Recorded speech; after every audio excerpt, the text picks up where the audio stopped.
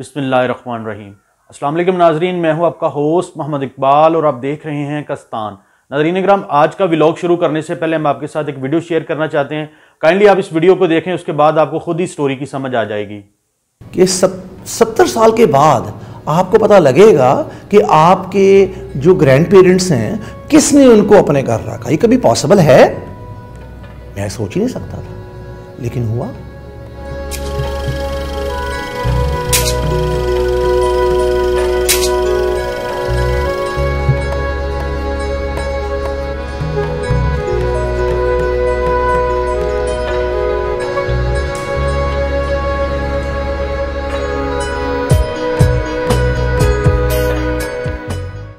जी, मेरी दादी मुझे बताती होती थी कि 1947 में वो लाहौर में एक मुस्लिम फैमिली के घर में रहे थे 2 महीने के लिए।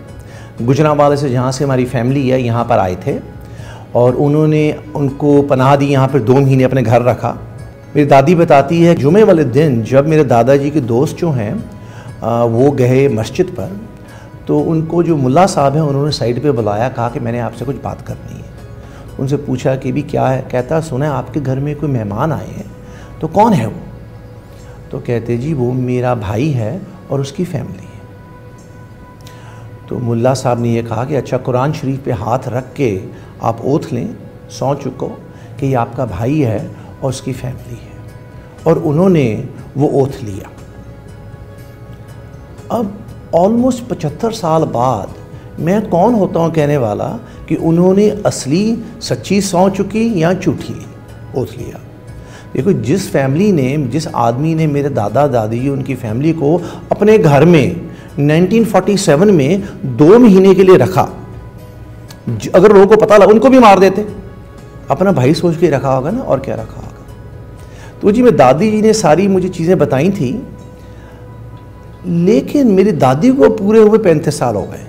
हाँ जी, मुझे अमेरिका के 32 साल हो गए। मुझे 2-4 चीज़ें जो दादी की हैं वो याद हैं। ये किताब 2019 में दिसंबर में आया था, तो उसके बाद लिखी। जब मैं दिसंबर 2020 में आया हूँ ना जी, इस किताब की रिलीज़ के लिए लाहौर, तब एक प्रोफेसर है कल्याण सिंह, गवर्नमेंट कॉलेज लाहौर में, उन्होंने ऑलरेडी रिसर्च की हुई थी गुजरांवाला में। उन्होंने मुझे बताया कि आपकी जो फैमिली है ना, उनको अहमद बशीर विर्क गुजरांवाले के थे, उन्होंने अपने घर रखा था लाहौर में। जो आपके करंट MNA है गुजरांवाला, महमूद बशीर विर्क के अब्बा जी थे। तो उनको मिलने में पिछले दिसंबर फिर उनके दफ्तर गया। मैं जब मिलने गया, उनको किताब दी, तो कहते, बेटा कि बहुत लोग ऐसे थे जिन्होंने एक दूसरे को बचाया था, जितने लोगों ने मारा काटा भी है, इतने बहुत थे जिन्होंने एक दूसरे की हेल्प की, दोनों तरफ, इधर भी और उधर भी।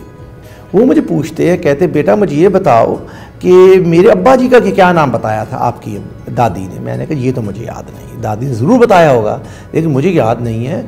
लेकिन उनकी जो वाइफ थी उनका नाम मुझे याद है। तो पूछते क्या? मैंने कहा जी आमना बीबी।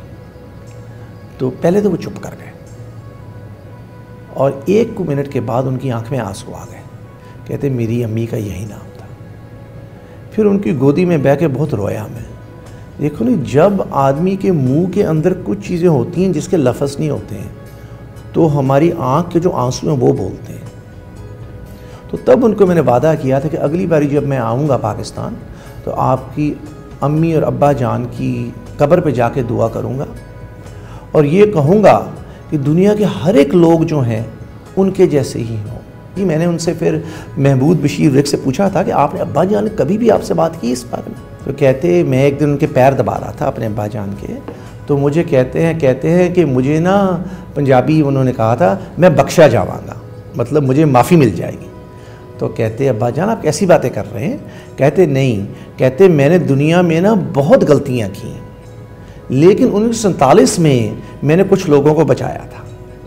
कहते हैं कि अल्लाह पाक जो है वो मुझे माफ़ी दे देंगे इस करके। जो उन्होंने किया है ना, वो किसी भी लफ्ज़ में वो शुक्रिया अदा नहीं हो सकता, वो सिर्फ दिल से होता है या आँखों से आंसू से होता है। तो मैंने वैसे जाके उनके वहाँ दोनों की कब्र के जो पैर के साइड होते हैं वहाँ जाके मैंने चुम्मी की, किस किया, और वहाँ मैंने यही कहा कि दुनिया का हर एक बंदा जो है वो उनके जैसा हो। मैं आपके सब व्यूज़ को ये अर्ज करूँगा कि यंग लोग जो हैं, हम सब के पास फ़ोन है ना, आई विश मेरे पास ये फ़ोन होता जब मेरी दादी ज़िंदा थी, तो मुझे कितना कुछ याद रहता था। आप सब यंग लोग हैं, अपने जो दादा दादी नाना बुजुर्गों उनको रिकॉर्ड करें, उनकी कहानी सुने और उनकी कहानी लिखें और उनकी कहानी समझें।